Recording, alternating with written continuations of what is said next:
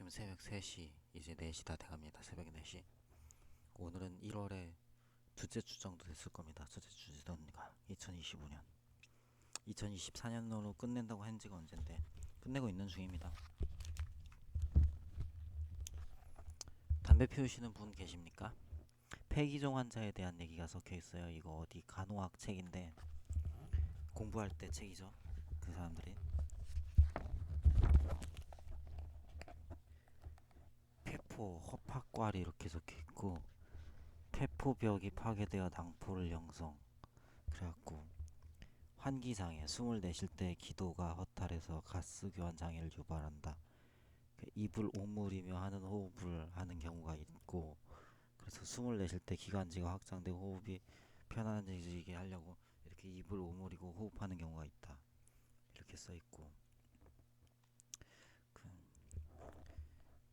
컬러컬러 이 귀엽게 그려놨네요. 사람 안쓰러운 마음 생기게. 근데 이런 거 듣고 이런 거에 홀리는 게 보통 창녀들, 그 다음에 창남들 이런 데에다 홀려갖고 대산 다 탕진하고 그런 사람들이 보통 홀리는 게 이런 식의 이렇게 이런 꼬투리에 홀린단 말이죠.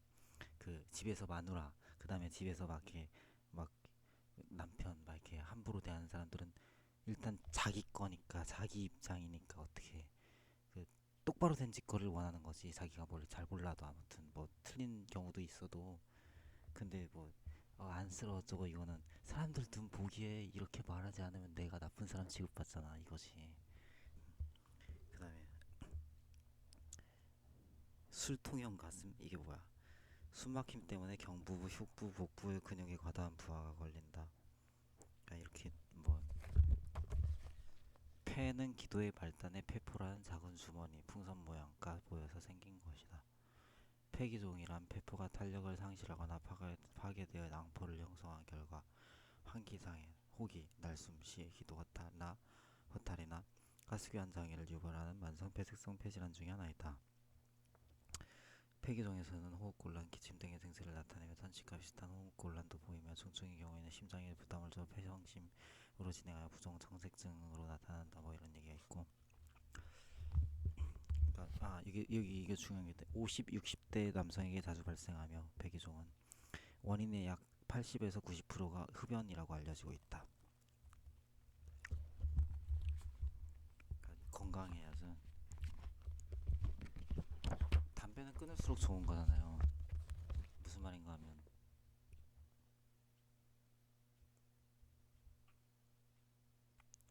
국가에서 담배 파는 거 그만하고 담배 인상공사 민간으로 돌리는 게 좋지 않을까요? 국가에서 뭐 복권 판매하는 게 이거 민간으로 돌리는 게 좋지 않을까요?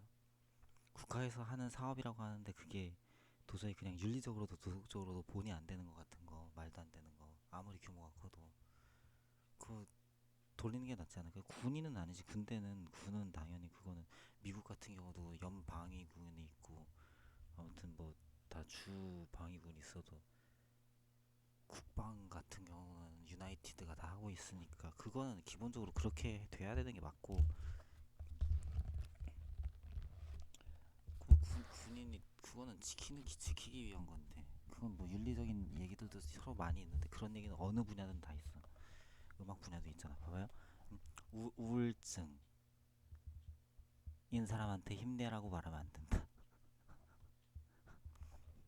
왜냐면 우울한 상태가 되어 1등을 할 수 없게 되면 자신이 병에 걸렸기 때문이라고 생각하지 않고 게으름뱅이라고 생각하기 쉽다라는 거예요. 우울증에 걸리기 쉬운 사람의 성격은 일에 열심이고 집착이 강하고 정직하고 성실하고 책임감이 강하대요.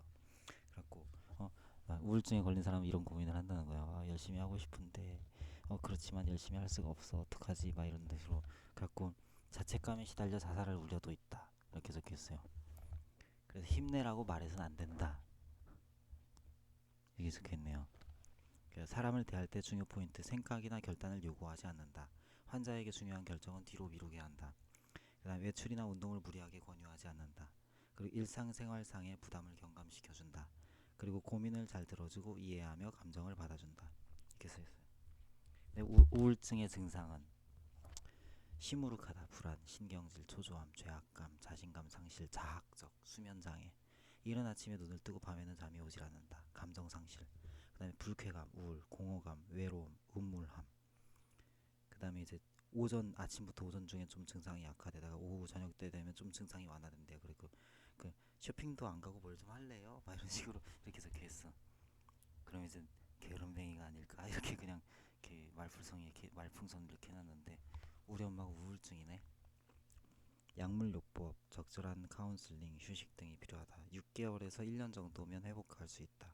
조기 진단을 해서 약물요법과 적절한 카운슬링과 휴식 등을 하면 내가 정신과 약을 많이 먹어본 결과 우리 엄마한테 약을 먹이고 싶진 않다. 그냥 적절한 카운슬링, 휴식 등으로 하는 게 낫지. 그래 내가 엄마한테 너무 나는 그냥 엄마가 그냥 뜬금없이 어디 그냥 놀러 가자. 그 도자리 펴놓고 놀자. 밥 먹으러 갈래? 막 이럴 때마다 이렇게 개념이 없을까? 이렇게 열심히 살아가는 세상인데 엄마는 늙었다고 이렇게 그냥 슬렁슬렁 사는데 나를 이렇게 꿰차고 가고 싶어 하나? 이런 생각을 했거든. 그거 엄마한테 막 뭐라 그러고. 근데 우리 엄마 우울증이었네. 우울증이었어. 우울증. 우울증은 불쾌감, 우울, 공허감, 외로움, 음기, 답답한 등 우울한 기분을 호소하는 질병으로 표정이나 행동도 활발하지 않으며 불안감도 증가한다. 신경질 초조함, 죄악감, 자신감 상실 등이 나타나며 자학적인 상태가 된다. 또한 감정 상실이라는 감정의 변화를 느끼지 못하게 되는 경우도 있다. 수면장애, 수면병, 슬립 디소더가 발생하여 아침 일찍 눈을 뜨고 밤에 잠을 잘 자지 못하는 것이 일반적이다. 최근 스트레스 사회를 반영하듯 매우 증가하고 있으며 어느 연대에서도 발생의 가능성이 있다. 우울증에 쉽게 걸리는 사람은 일을 열심히 하고 집착이 강한 성격으로 정직하고 성실하며 책임감이 강한 성격인 사람이 많다. 이렇게 적혀 있어요. 그다음에 노인들의 우울증 진단 방법은 이런 것도 적혀있네.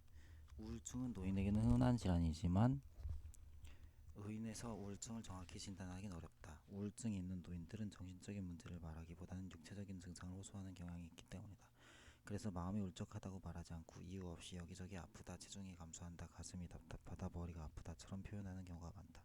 또 지나친 건강 염려, 허무감도 흔한 증상이다. 노인이 좋아하던 일, 예를 들면 장기 화투놀이도 하지 않고 좋아하던 음식도 싫다 하며 옷에 신경을 쓰지 않고 매일 똑같은 옷을 입고 집 밖에 나가려 하지 않을 때는 특히 우울증을 의심해야 하며 우울증이 2달 이상 지속된다면 치료가 필요하다. 피로감, 수면장애, 변비, 성기능 감퇴, 삶의 가치나 미래에 대한 희망 저하 등이 우울증의 증상으로 나타날 수 있으나 이는 정상적인 노인에서도 흔한 문제일 수 있어서 감별이 중요하다. 이렇게 적혀있네. 감별이 그렇게 중요할까? 우울증이냐 아니냐가 그렇게 차이가 있는 걸까? 그럼 뭐 나 정신의학을 내가 아는 건 아니니까. 근데 이제 이 시점 이후 8분 이후엔 내가 할 말이 있습니다.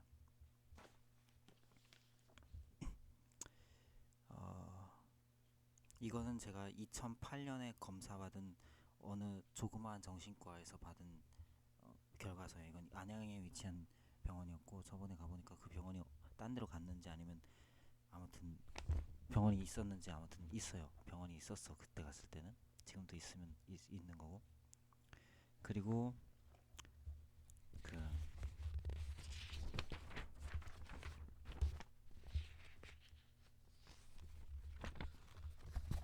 여기도 적혀 있네. 언어 능력은 우수하나 이런 얘기가 적혀 있어요.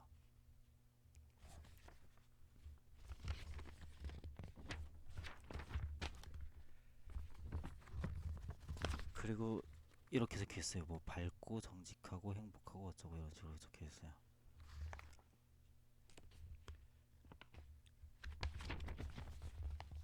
내가 그렇게 적었구나. 내가 적은 걸 이렇게 인용을 했구나.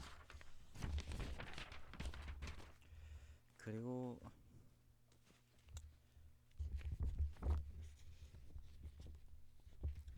이건 2013년 거예요. 연세대학교에서 그 세브란스 병원 광주에 있는 거 입원했을 때 그때 여기 보면 아마 지금 실시간 해킹범들이 요거에 대해서 지금 이제 아주 공포감을 느낄 만한데 사실 공포감을 느낄 정도로 양심이라도 있으면 그 개념이라도 있으면 이런 짓을 안 했겠지. 이게 보면 뭐라고 적혀 있냐면